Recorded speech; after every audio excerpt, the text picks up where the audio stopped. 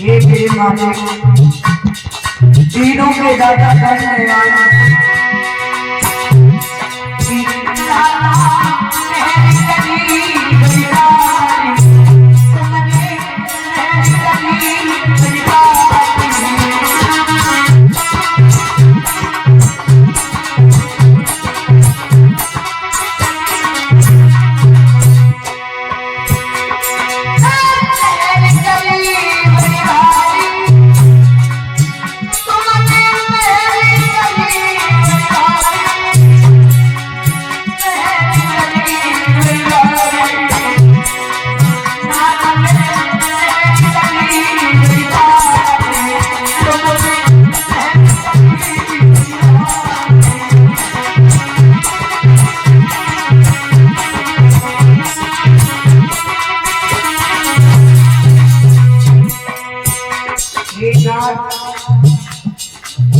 आपने हमारे ऊपर बहुत बड़ी कृपा करती है। कैसे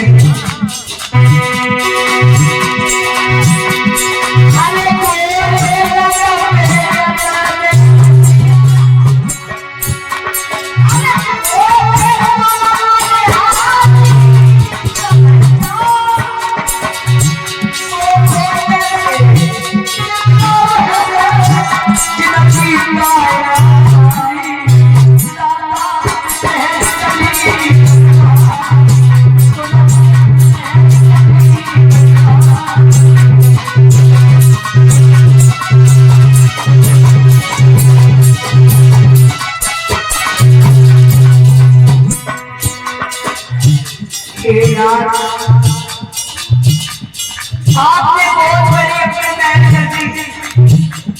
अगर बोले नहीं आप बयान से गाने बोलने का क्या होता है?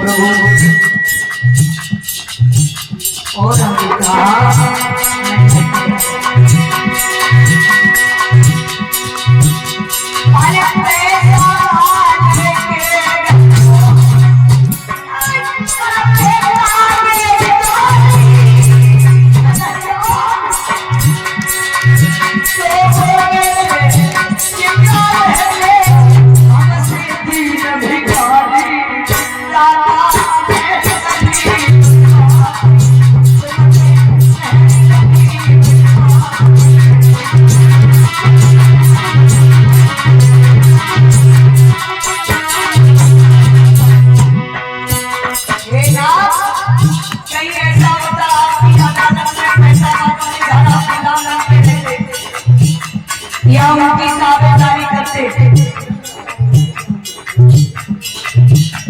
तो हम जैसे गरीब गरीबों का क्या होता? हम किसके दरवाजे पे जाके रोते ना?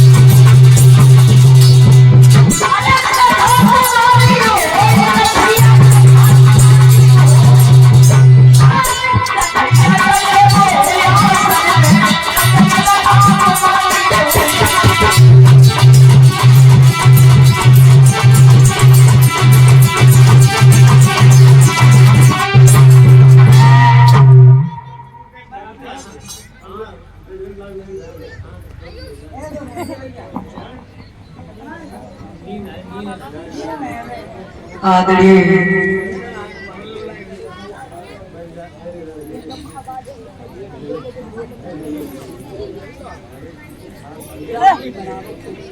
राहुल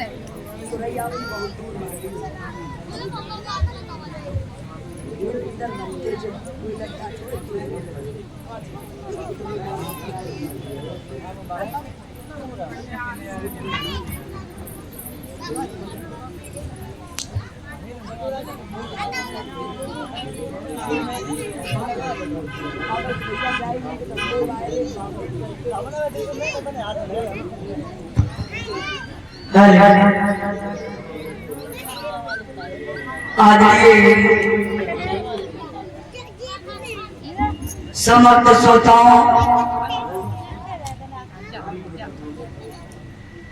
पिता तक हमारे बुजुर्गों,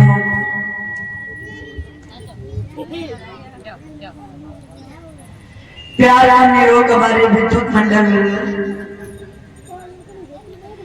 पावन जो इस ग्राम पचू के नगला में जो ये श्रीमद् भागवत कथा का आयोजन रखा गया है, हमारे श्रीमान दिनेश भाई साहब के विशेष शिक्षा के द्वारा हमें यहाँ पर बुलाया गया।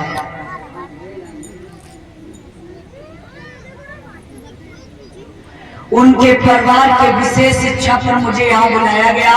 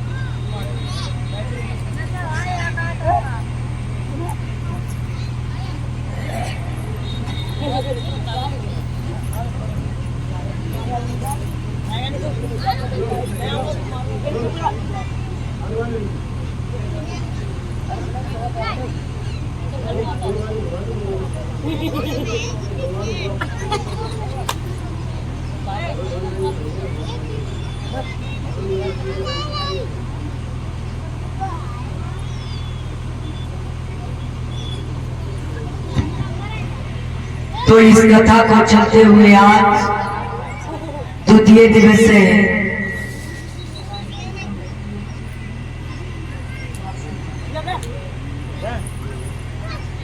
तो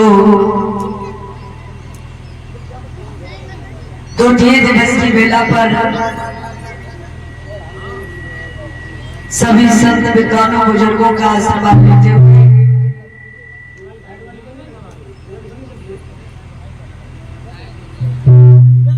अपने माता पिता गुरुदेव जी के चरणों का आशीर्वाद लेते हुए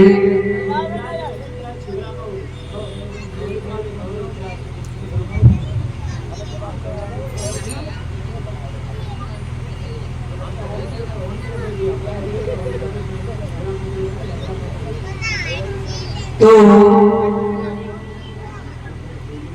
द्वितीय दिवस की बेला पर सभी संत विद्वानों बुजुर्गों का आशीर्वाद लेते हुए अपने माता पिता गुरुदेव जी के चरणों का आशीर्वाद लेते हुए सभी लोग भगवान का नाम बोलेंगे।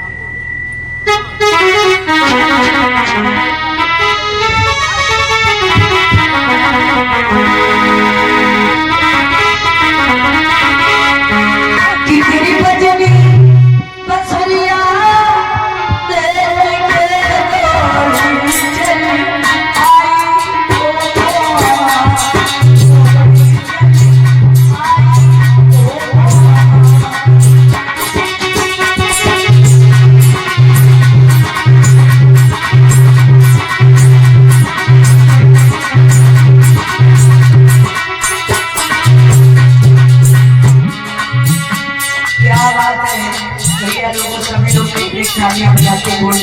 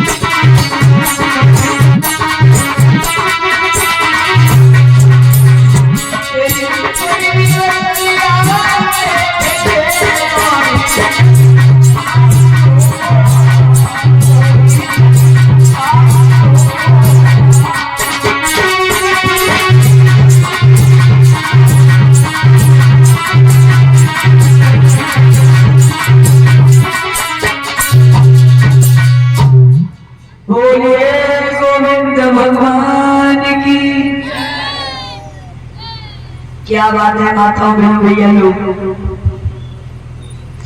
आप लोग बोल क्यों नहीं रहे हो भगवान का नाम?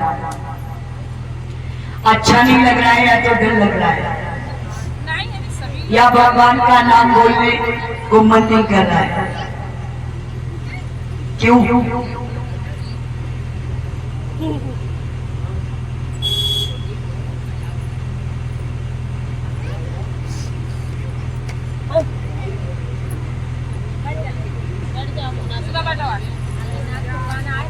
जो भगवान का नाम एक बार ले लेता है ना, उसके पाप नष्ट हो जाते हैं।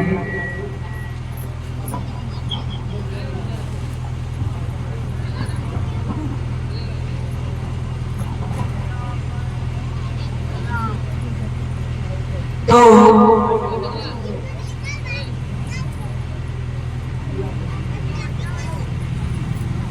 हम लोगों को भगवान का भजन करना चाहिए, नाम लेना चाहिए उनका। ये इतना सुंदर मौका मिला है, इसको भी अगर मैंने इससे यूं ही गंवा दिया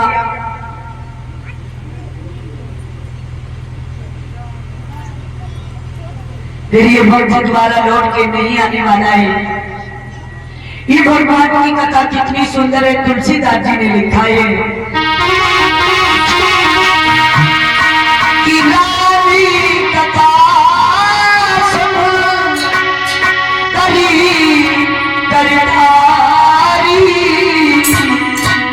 और संशय में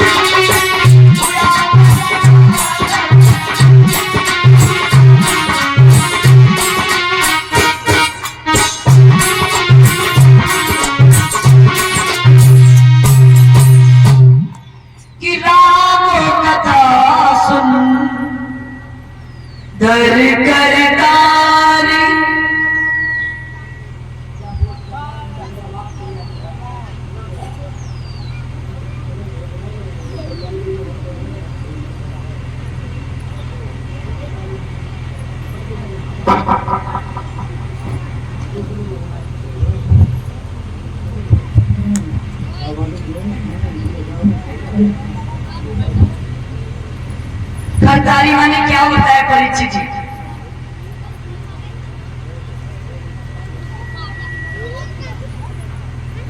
कि राम कथा सुन दर कर तारी, तरकारी नहीं कर तारी, कर माने हाथ। दिनेश भैया और आपके जो भी सदस्य हैं, ये तो रिश्तेदार नाता जो भी स्वागत करना चाहें फूल माला से वो लोग आ जाए, आ जाओ। कर माने हाथ और तारी माने लिखना। गोस्वामी तुलसीदास जी ने अपने करुण से अपने हाथों से भगवान की कथा तार दिए, कहा रामचरितमानस पर।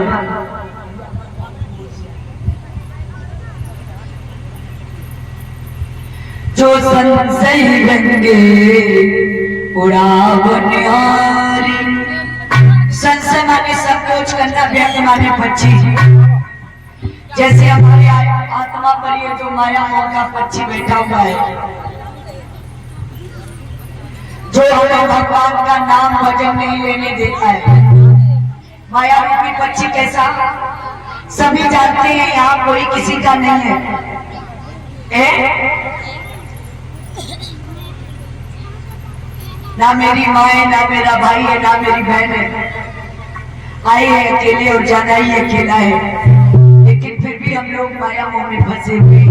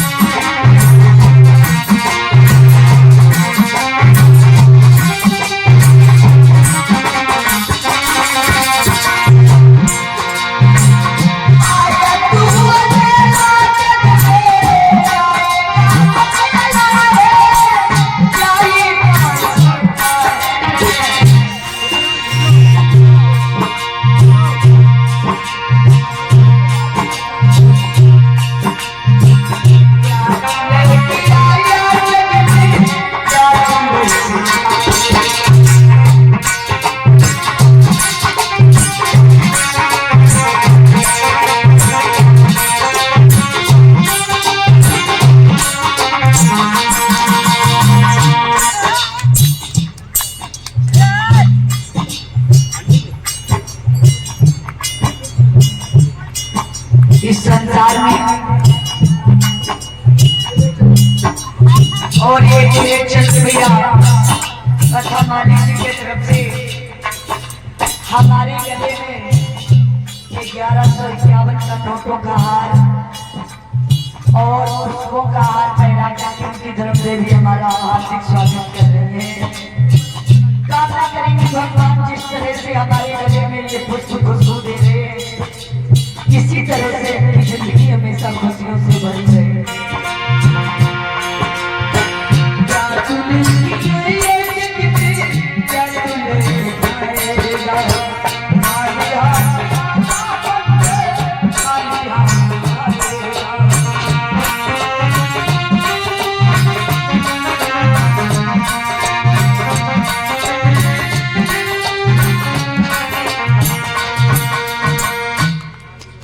क्या तू लेके आया जन्मे,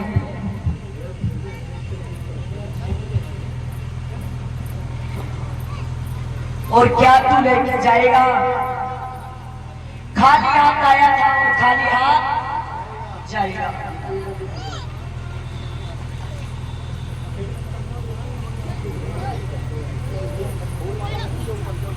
ना कुछ लेकर के आए थे और ना कुछ लेकर के जाएंगे। खाली हाथ आए थे और खाली हाथ चले जाएंगे। हमने जो भी कमाया है, पूरी जिंदगी जोड़ा है, वो सब यहीं पड़ा रह जाएगा।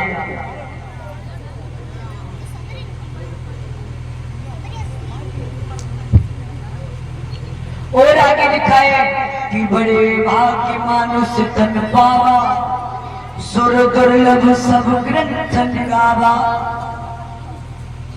भगवान ने हमें मानव का जन्म दिया, क्यों दिया? जरूर हमने पूर्व जन्म में कुछ अच्छे कर्म किए होंगे, जिसके कारण भगवान ने हमें एक मानव का चोला दिया। और मानव किसे कहते हैं? जो दूसरे की बात माने, और जो किसी की बात नहीं मानता है उसे कहते हैं दानव।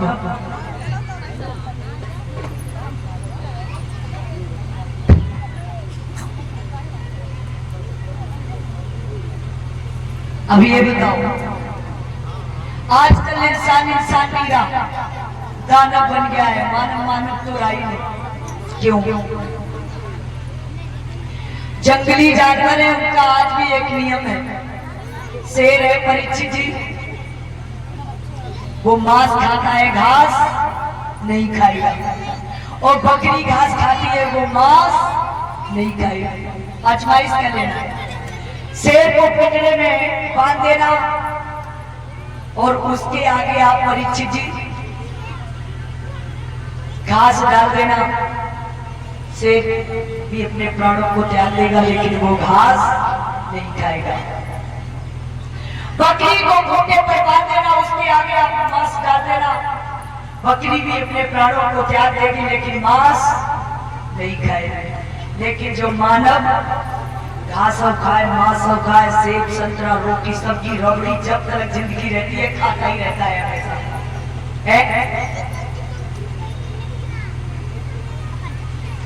तभी भगवान जी ने इसका नाम दानव रख दिया। क्यों? कर्म प्रधान विश्व रचिरा था, जो जस के फल चाखा। कर्म प्रधान है। अगर मानव जैसे कार्य करोगे तो फिर दोबारा मानव बनाए जाएंगे, अगर जानवरों जैसे काम करोगे तो दोबारा जानवर बनाए जाएंगे।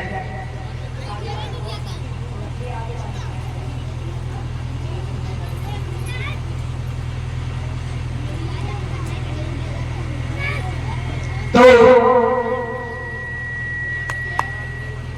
मानव क्यों मानव नहीं है? आजकल कोई भी हिंदू का त्योहार आए तो एक दिन का नहीं होता है परीक्षित, है ना? अभी दीपावली आई थी, 7 कैलेंडर में लिखा हुआ था 12 और 13 तारीख की दीपावली थी, फिर भी 11-12 की मनाई गई, है ना? गाँव ने 11-12 की मनाई, गाँव ने 12-13 की मनाई। और भैया दूज 15 तारीख को थी, गाँव ने 14 को भगाई, गाँव ने 15। यानी कि हिंदू का काम एक दिन तो हो ही नहीं सकता। क्यों? अब ये मानव नहीं रहे, दानव हो गए हैं। कोई किसी की बात ही नहीं मान रहा है आजकल।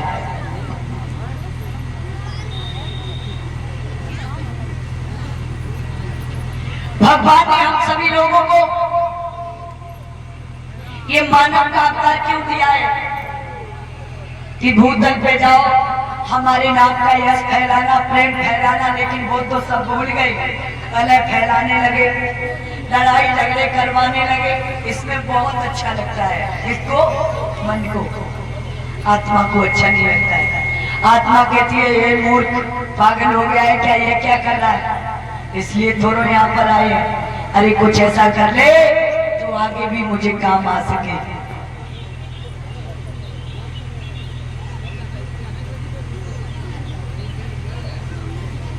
परीक्षित जी कोट जुड़ गो,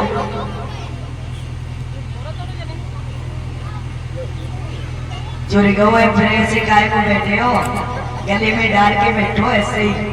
और परीक्षित जी तुम जाना ना, उनको बालक बैठा।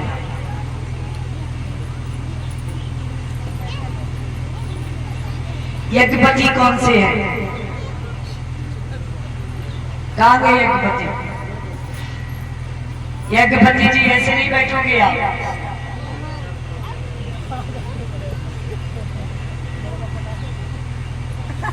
आप कहीं बैठे और ये कहीं बैठी है, क्या मतलब है? धर्म काल में दोनों लोग साथ रहना चाहिए। क्यों? चाहे वो दुख हो और चाहे सुख हो, पत्नी को हमेशा साथ रहना चाहिए। जब मालूम है श्री राम वन के लिए जा रहे थे तो सीता मैया ये जब सुना कि हमारे पिया वनवास जा रहे हैं 14 वर्ष के लिए, तो जैसे पानी के बिना नींद तड़पती है ऐसे सीता जी तड़पी और दौड़ के श्री राम के पास में पहुंची। बोली प्रभु हम भी तुम्हारे साथ चलेंगे। श्री राम बोले ना ना ना तुम मत चलो। क्यों? वहां जंगल में तुम मत चलो। क्यों? श्री राम बोले करियो सास ससुर की सेवा और जा से बढ़ के धर्म नहीं दूजा। बोले आप सास ससुर की सेवा करना घर में रह करके। बोले ना ना तुम्हें एक बार नहीं मालूम है जिया बिन डे नदी बिन बाड़ू और तई से रात पुरुष बिन नारी। जिस नदी में पानी नहीं होता है परीक्षित जी उस नदी की कोई कीमत नहीं होती है। ऐसे ही जिस स्त्री का पति नहीं होता है उसकी भी संसार में कोई इज्जत नहीं होती है। तो पत्नी को हमेशा साथ बैठना चाहिए। और दुपट्टा कहाँ है तुम्हारे? खोट जुड़ी हो कि नहीं? जुड़ गया? मंगा लो। और यहाँ पे बैठोगे जैसे यज्ञपति बैठे हैं इनके इधर आप बैठोगे। आप थोड़ा आगे बढ़ जाओ परीक्षित जी और गद्दा एक डाल दो।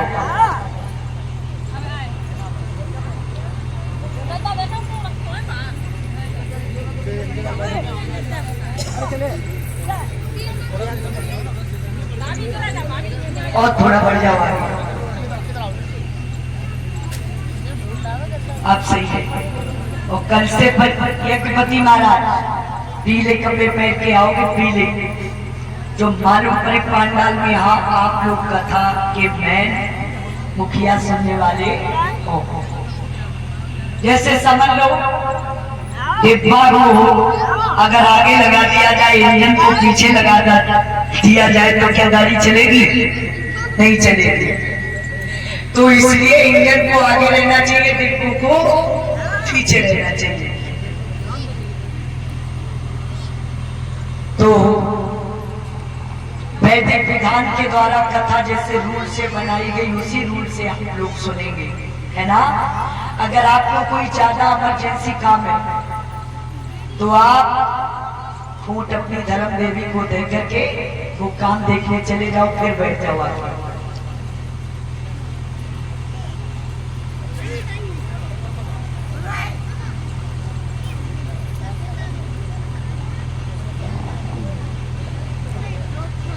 भगवान ने हम सभी लोगों को यहाँ इसलिए भेजा कि हम भूतल पे भगवान का भजन करें, लेकिन वो तो सब भूल गए।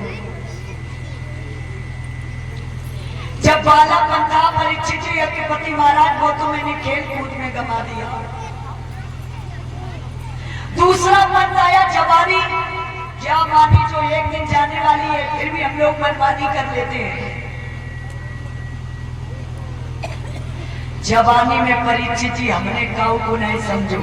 गाँव में लोगों पर जब जवानी आती है तो क्या करते हैं? है कोई पचुनगरा में नानी हमसे हाथ मिला दे, है ना। जवानी में ये काम होता है। और जब बुढ़ापा आता है तब सोचते हैं अरे भगवान हमने बहुत बुरा किया। जो भी हमने कार्य किए पहले जवानी में वो बहुत गलत किए, अब क्या होगा मेरा। एक कवि ने तो लिखा है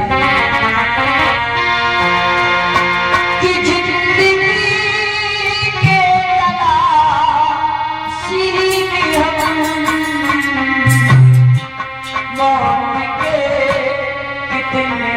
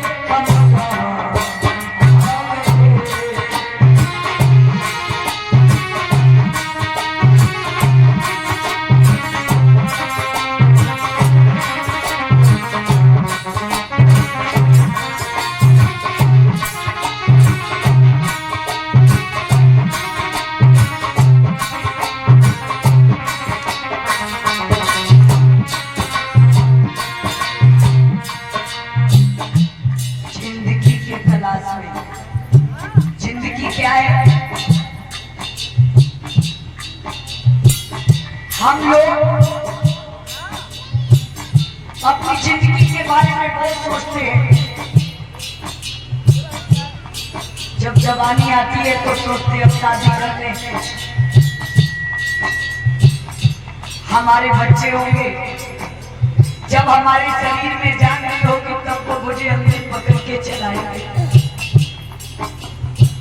हमने बच्चों के लिए अपनी दिन रात नहीं करती, नींद नहीं डाली, भूख नहीं डाली। भले मैंने रोटी रूखी खा ली हो, लेकिन बच्चों को मैंने कभी भूखा नहीं सोने दिया। लेकिन आज हम यार रोटी झोपड़ी में मर रहे हैं। पूरी जिंदगी की कमाई करके महल बनवाए, महलों में आराम से सो रहे हैं।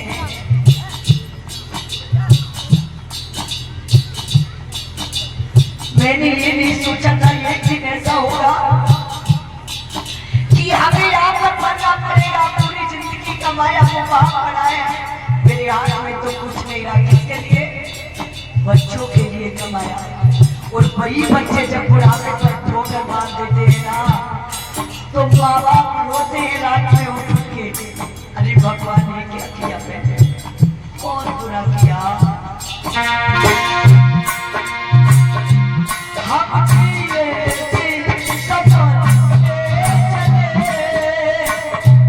जिसकी कोई भी मंजिल ना थी।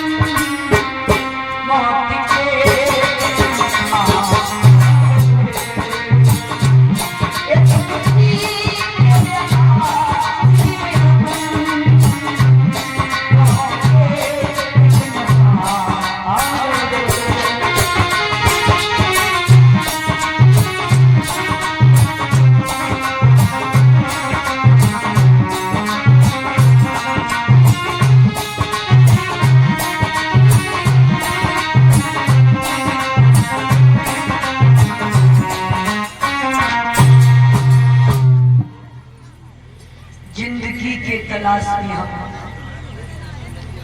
मौत के कितने पास आ गए, ये कभी मैंने नहीं सोचा। तो ये जीवन है, और जीवन को एकदम अच्छे से जीना चाहिए। वार वार ना पाइए ये मानुष का कर्म, बार बार ये मानव जन्म नहीं मिलता है।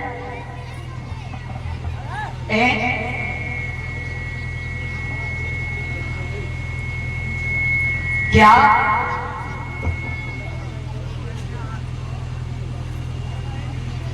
और ये 50 रुपए लज्जाराम भैया जी स्पेशल इनाम में भेजवा रहे हैं।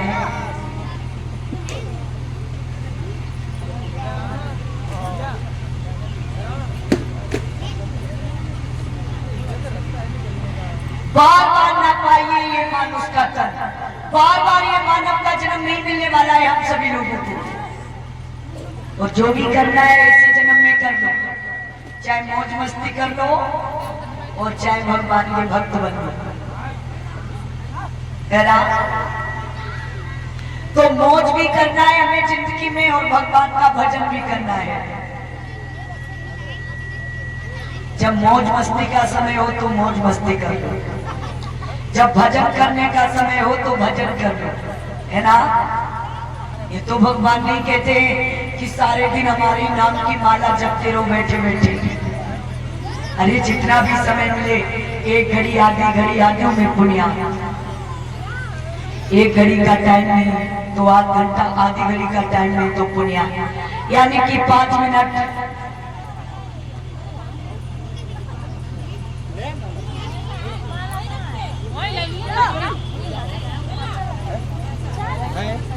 अब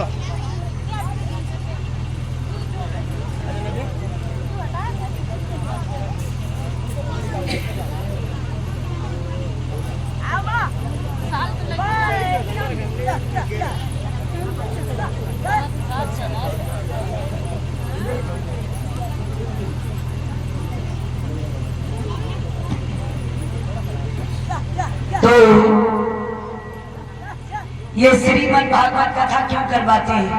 इसे सुनने से क्या होता है?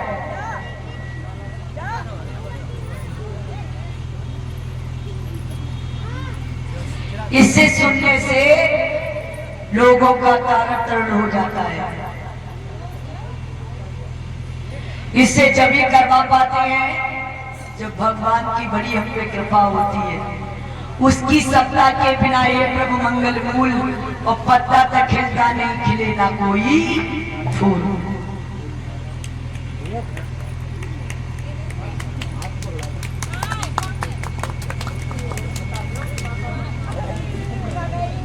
और ये दिनेश भैया जी के पुत्र हैं,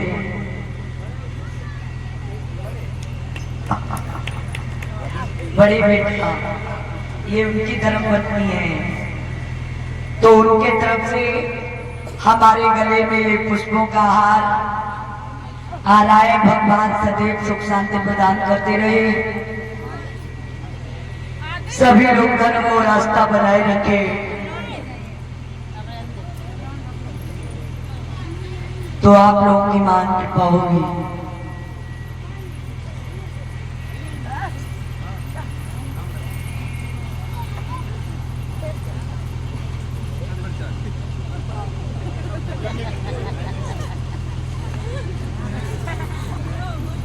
गलती क्षमा करिए।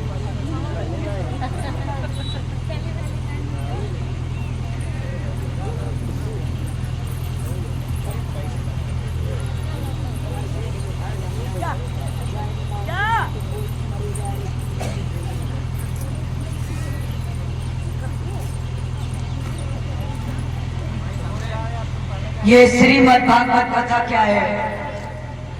श्री माने लक्ष्मी, मत माने अभिमान, भा माने भक्ति, गा माने ज्ञान, वा माने वैराग्य, दा माने त्याग। तब इसका नाम रखा गया श्रीमद् भागवत। ये लोगों का कल्याण कर देती है भागवत। अब आ जाओ, भागवत की गांठ खोलो आकर, फिर आगे कथा बढ़ाए।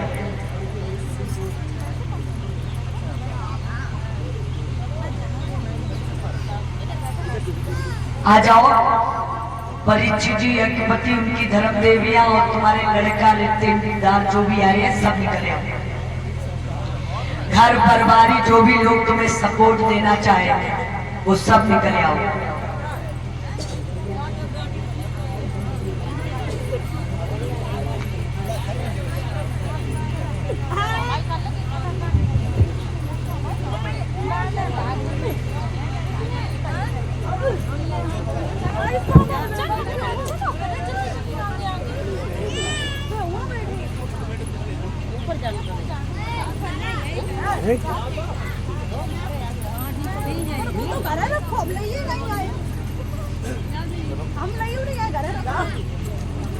मौसी तुम कभी मौसा नहीं आता, कभी तुम कुछ भूल जाती हो।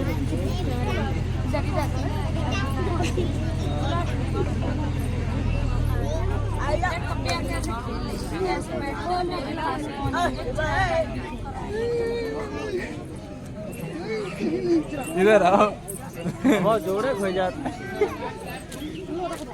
जोड़े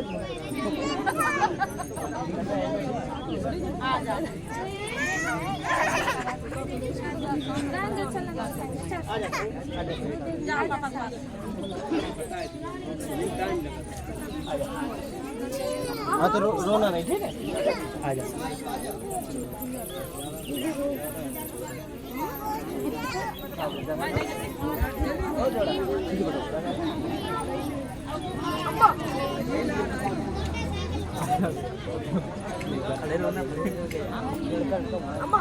हेलो जी, हेलो हेलो हेलो।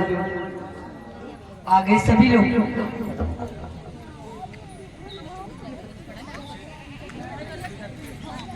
निकाल ले 5,000 क्या मालिक साहब जी और सब लोग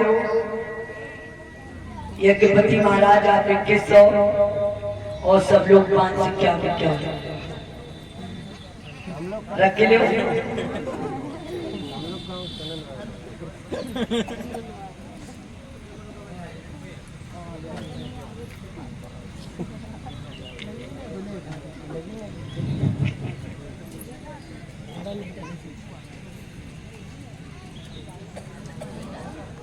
सचिन मेरी आवाज सुन रहे हो तो यहाँ आ जाओ।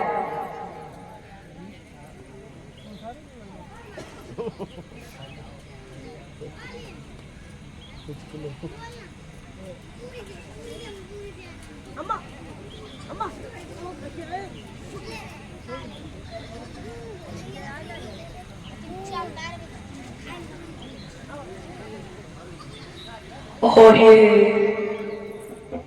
यज्ञपति जी की तरफ से 2100 रुपए आ रहे हैं भागवत खुलाई में।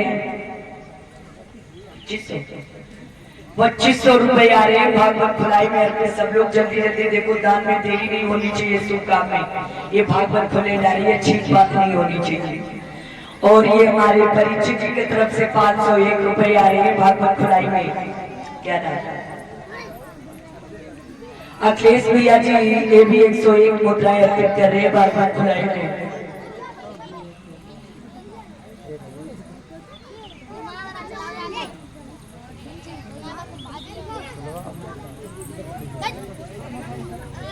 क्या नाम है? अभी जा खा रहे हो अभी? अरे भागवत तो खोली नहीं अभी है। क्या नाम है? पुष्पांजलि जी 101 रुपए दान कर रही है भागवत खुलाई में।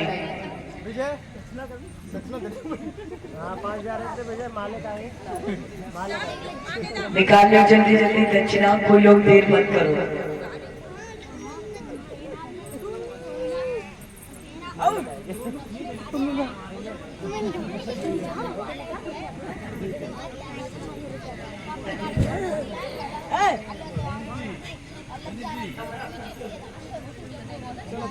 क्या नाम है? और ये विजय भैया जी 101 मुद्राएं दान कर रहे हैं। और ये कौन है? धर्मपत्नी। ये विजय भैया जी की धर्मपत्नी 101 मुद्राएं दान कर रहे हैं। इनका क्या नाम है? आदित्य भैया राजपूत जी ये भी 101 रुपए दे रहे हैं भागवत खुलाई में। और बच्चा पाल के तुम खाने निकाल रहे हो हैं? जैसे हो बाजार निकाल ले।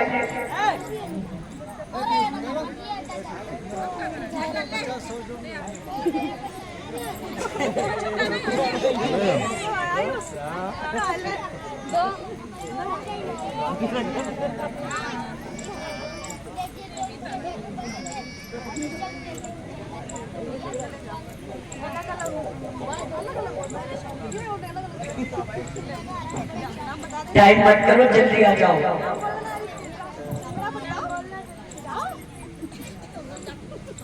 क्या नाम? और ये परिचित जी के सपुत्र हैं, इनके तरफ से 51 रुपए आ रहे हैं भागवत खुलाई में दान हो रहे हैं। क्या नाम? और ये राहुल भैया 101 मुद्राएं दान करें भागवत खुलाई में। क्या नाम? आयु जी 21 रुपए दान कर रहे हैं।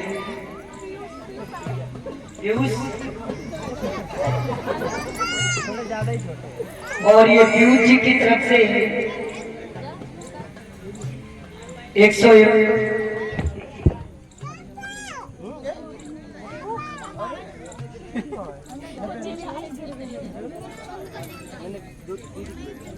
परिचिति आप लोग ध्यान लगाएंगे।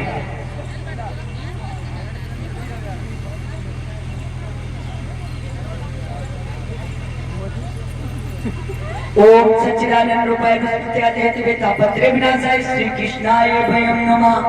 बोलिए भागवत महापुराण की। बस बस बस बस, अब सभी लोग बैठ जाएंगे अपनी अपनी जगह पे, अब कथा सुनेंगे।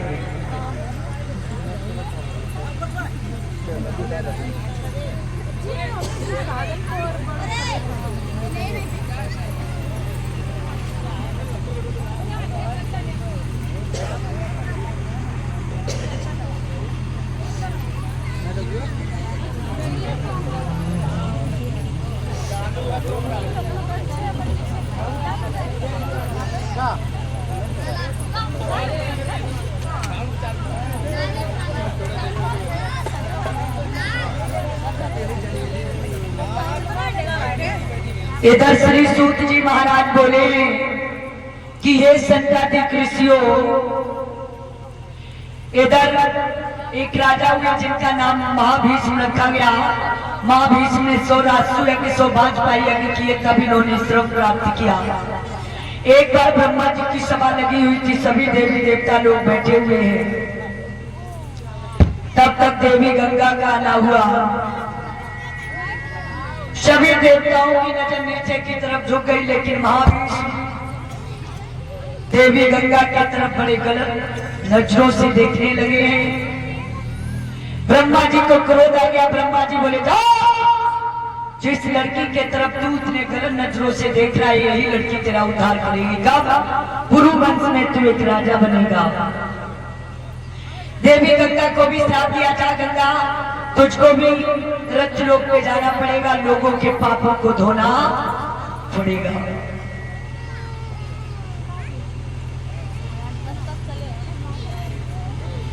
देवी गंगा अपने रास्ते पर, महाभीष्म अपने रास्ते पर, तो गंगा को वो रास्ते में आज वसु मिले। वो भी वशिष्ठ जी के श्राप से शरीरहीन हो रहे थे।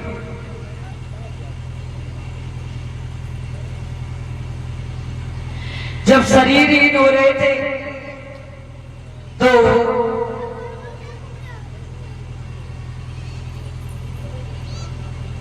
आठों बच्चों कहने लगी, माँ, हम सभी लोग अमृत भोगी देवता हैं, अगर हमें मानवों के उधर से जन्म लेना पड़ेगा तो ये हमारे लिए बड़ी चिंता की बात होगी। बोले, कहना क्या चाह रहे हो? बोले, मैं कहना ये चाह रहा हूं कि आप मेरी माँ बन जाओ। अब आइए गौर करेंगे, वशिष्ठ जी ने वसुओं को श्राप क्यों दिया। इधर एक मेरू पर्वत है, बड़ा पवित्र पर्वत, जहां पे वशिष्ठ और कामधेनु की पुत्री नंदिनी रहती थी, उन्हें हमें दिया करती थी। तो एक बार क्या हुआ है, वसुओं का आना हुआ, और जब वसुओं का आना हुआ है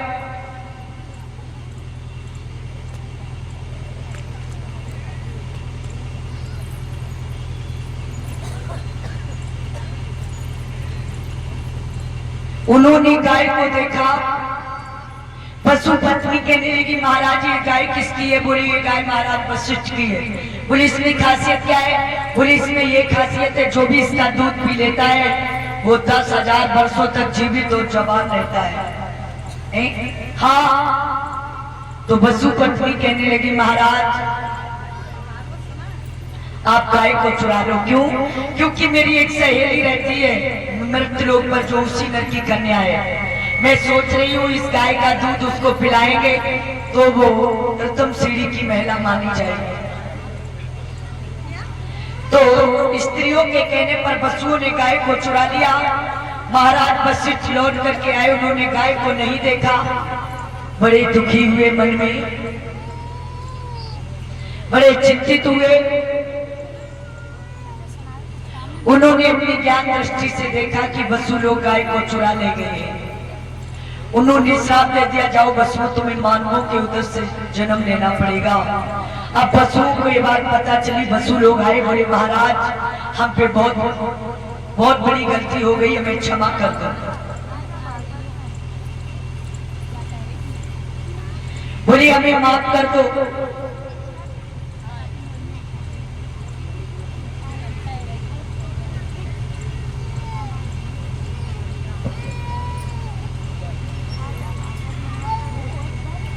तो आज सुखदेव मुनि बोले, पशु लोग गाय को लेकर आए, बोले प्रभु हमें क्षमा कर दो, हम पे बहुत बड़ी गलती हो गई। बोले देखो तुमको मानवों के उधर से जन्म तो जरूर लेना पड़ेगा। बोले इतना कर सकते, 1 साल के अंदर ही तुम स्वर्ग लोक में आ जाओगे। लेकिन जो द्रव नाम का वसु है उसको बहुत दिनों तक वहीं पे रहना पड़ेगा, स्त्री समागम से दूर रहेगा, आगे चल के उसका नाम भी पितामह पड़ेगा। अब पुरु वंश में एक राजा हुए जिनका नाम प्रतीक रखा गया। महाराज प्रतीक के घर में एक कोई भी संतान नहीं है। प्रतीक बहुत मन में दुखी हुए इन्होंने, और इनकी रानी ने देवी गंगा का ध्यान किया। देवी गंगा प्रसन्न हुई, बोले वरदान मांग लो। प्रतीक बोले मां मुझे एक ही वरदान चाहिए। क्या? एक हमारे बालक को और उसी बच्चे की तुम स्त्री बनो। बोले एक मस्त।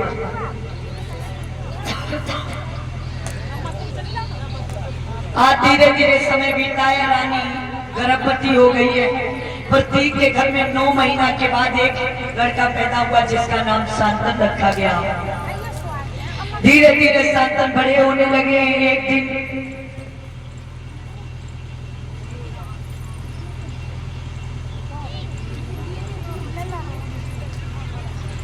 शांतन ने खेल रहे थे तो प्रतीक ने शांतन को बुलाया और कहा देखो बेटा, राजा तो हमेशा ये सोचा करते हैं कि मेरा जग में ऊंचा नाम रहे, लेकिन तुम ये मत सोचना, तुम्हें जंगल में कोई भी स्त्री मिले तुम उसे अपना लेना। बोले ठीक है। आज महाराज शांतन को हथनापुर का राजा बना दिया गया। प्रतीक जंगल में तपस्या करने के लिए चले गए। एक दिन शिकार खेलने के लिए चले हैं महाराज शांतन।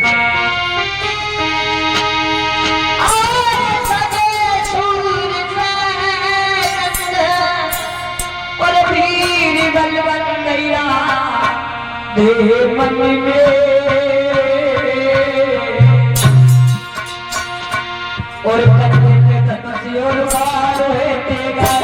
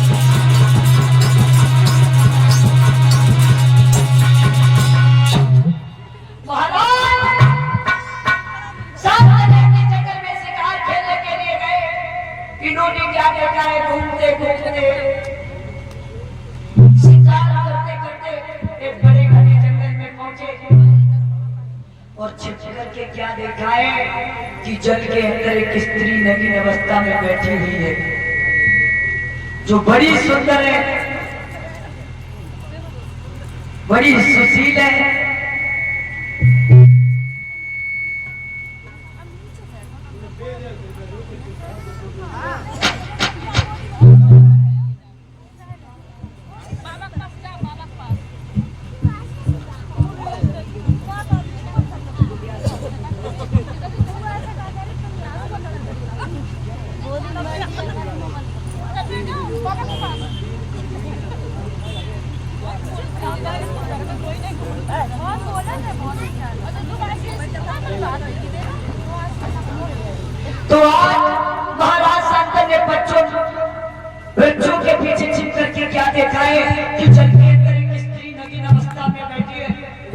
सुंदर है,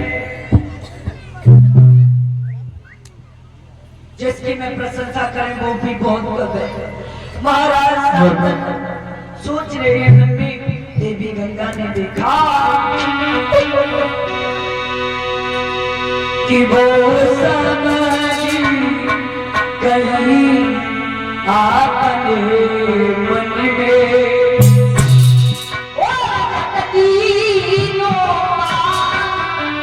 से बुलाई है।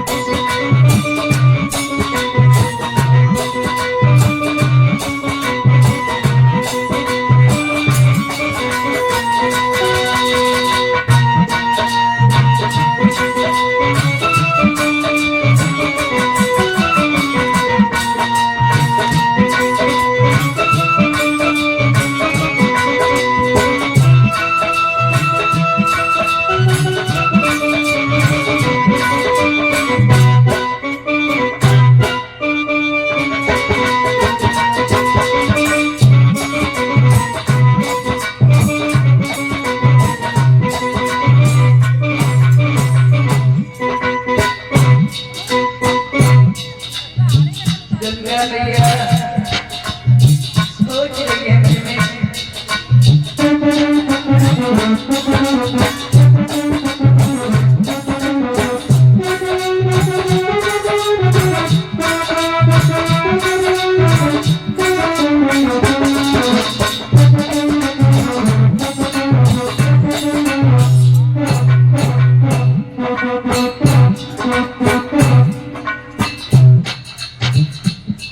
गंगा मैया ने इशारा किया